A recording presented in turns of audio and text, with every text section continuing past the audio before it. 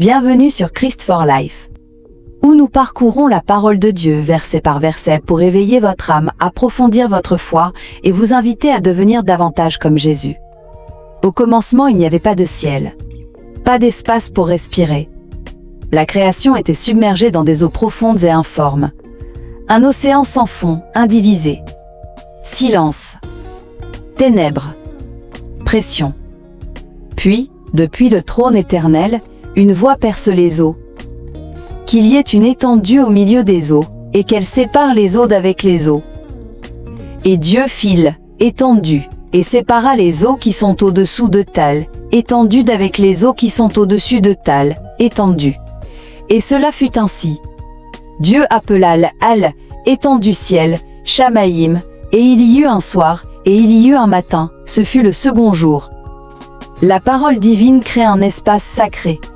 Ce moment est bien plus qu'une question de météorologie. C'est de la miséricorde. Plus qu'une atmosphère, c'est une architecture pour les âmes. Un plan divin pour créer un espace sûr, pour la guérison, pour le repos, pour la respiration. Le mot hébreu pour étendu est rakia, shisia, quelque chose de battu, dar, étiré comme de l'or martelé, ou un grand voile chatoyant. Pour les yeux anciens, C était le ciel visible, la voûte d'en haut, séparant les eaux d'en bas de celles d'en haut. Mais ce n'est pas un champ de bataille de Dieu en guerre, comme le mythe babylonien voudrait nous le faire croire. Pas de bataille, pas de violence. Seulement la voix souveraine et apaisante de Dieu.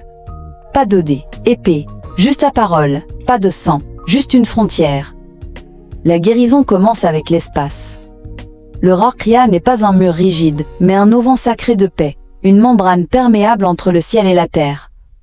Une interface dimensionnelle où l'invisible et le visible se rencontrent, permettant à votre expérience terrestre de se relier à la sagesse céleste, sans être consumée par l'une ou l'autre. La guérison commence lorsque Dieu crée cet espace en vous. Le premier sanctuaire, le ciel. Les premiers pères de Église ont compris émerveillement cosmique ici. Saint Basile le Grand a appelé le ciel notre première cathédrale, un vaste dôme où le ciel embrasse la terre, et où même le silence devient sacré. Saint Grégoire de Nice a vu la séparation des eaux comme la première leçon de sagesse pour les âmes, discerner ce qui noie de ce qui donne du souffle. Dans le mysticisme orthodoxe, cette étendue est le narthex du paradis, un porche saint où le ciel nous accueille. Les moines éthiopiens lisant sous les ciels africains entendent cela comme un appel à la guérison générationnelle, faire de la place pour respirer au milieu du chagrin communautaire. C'est une séparation divine comme une psychologie métamorphique, restructurant votre esprit au niveau le plus profond pour intégrer la douleur, l'espoir et le but. La guérison commence par la séparation. Regardez plus profondément dans votre âme. Les cœurs traumatisés et les esprits anxieux ont l'impression de se noyer. Souvenirs qui inondent, frontières brisées. Pas de bord, pas de souffle. Juste de la pression. Mais Dieu ne détruit pas les eaux. Il les sépare. Il prononce l'ordre. Qu'elle sépare. C'est une thérapie divine. Dieu nomme et donne une place à ce qui vous a autrefois submergé. Le chagrin est nommé. La douleur est contenue. L'espoir, autrefois perdu dans le chaos, trouve un espace pour grandir. Les eaux d'en haut deviennent des nuages, des signes de provision, une pluie douce pour vos lieux arides. Les eaux d'en bas sont couvertes, toujours là, mais ordonnées, plus sauvages, ne régnant plus.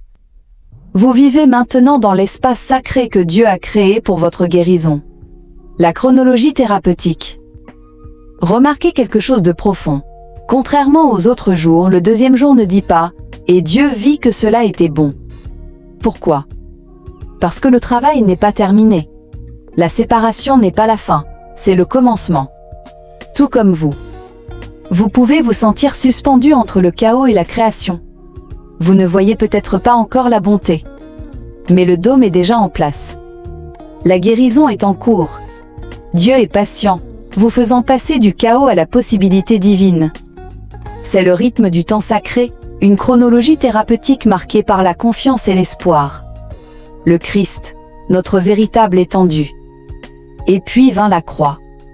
Là où le ciel étendait autrefois, maintenant le Christ étend. Ses bras grands ouverts. son corps déchiré, devenant le nouveau rakia entre le ciel et la terre. Il est le voile déchiré, le pont entre le chaos et la communion. N.T. Wright nous invite à voir cette étendue comme l'image primale du voile du temple, le signe que la création est faite pour accueillir la gloire de Dieu dans la vie quotidienne. Lorsque le Christ meurt et que le voile se déchire, la séparation qui a commencé au deuxième jour est accomplie. Son corps est le chemin vivant de la noyade au salut. En lui, les eaux d'en haut pleuvent la miséricorde. Les eaux d'en bas sont retenues par sa parole. Et entre elles, vous vivez, vous respirez, vous guérissez. L'appel au discipulat. Cet acte de séparation divine est une invitation directe. Devenez un disciple de Jésus. Ayez soif du Saint-Esprit. Ressentez l'amour du Père. En ce moment même, invitez l'Esprit à œuvrer en vous. Imaginez l'Esprit planant au-dessus de votre chaos prononçant le décret qu'il y ait une étendue. Visualisez Dieu étirant le calme sur votre confusion, élevant un dôme de paix afin que vous puissiez respirer et revoir le ciel. Cet acte de foi recable vos voies neuronales. Il fait de l'espace pour que l'Esprit y habite. Laissez ce modèle vous renouveler. Invitez Dieu à séparer avec amour le chaos de votre vie, à donner à chaque pensée, chaque souvenir, chaque émotion sa juste place.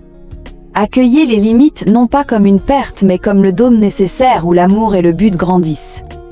Pratiquez le sabbat en faisant une pause pour laisser le ciel étendre sur votre agitation jusqu'à ce que vous respiriez avec révérence et assurance. L'amour du Père donne la puissance à cette œuvre. C'est lui qui a prononcé cette parole créatrice. C'est lui qui vous tient, vous donne de la dignité quand les eaux montent et étend les cieux juste pour vous. Un refrain quotidien pour la âme. Que cela devienne le refrain quotidien de votre âme. Dieu prononce l'espace sur mon chaos. Sa frontière est ma liberté. Son ciel est mon espoir. En Christ je respire de nouveau. Dans l'esprit je suis toujours tenu, jamais abandonné, et assez spacieux pour que toute grâce y habite. Vous n'avez pas été fait pour vivre submergé. Vous avez été fait pour respirer. Vous avez été fait pour le ciel. Vous avez été fait pour Jésus. Laissez-le être votre étendue. Laissez-le étirer le calme sur votre monde intérieur. Laissez-le diviser les eaux, afin que votre esprit puisse élever, et que votre âme devienne un sanctuaire. Si cela a apporté la paix à votre esprit, je vous invite instamment à décider de suivre Jésus, d'avoir soif du Saint-Esprit, et d'embrasser l'amour du Père. Contactez-nous à tout moment à christ4life143@gmail.com. Nous serions ravis de prier avec vous et de parcourir ce chemin ensemble. Restez à l'écoute du prochain épisode alors que nous continuerons verset par verset à explorer comment chaque acte de Dieu, même la séparation des eaux, nous prépare à vivre sous le ciel lumineux de la lumière renouvelante de l'Esprit. Merci d'avoir cheminé sous cette grande étendue. Que l'espace soit, que l'ordre soit, que la vie soit en Christ.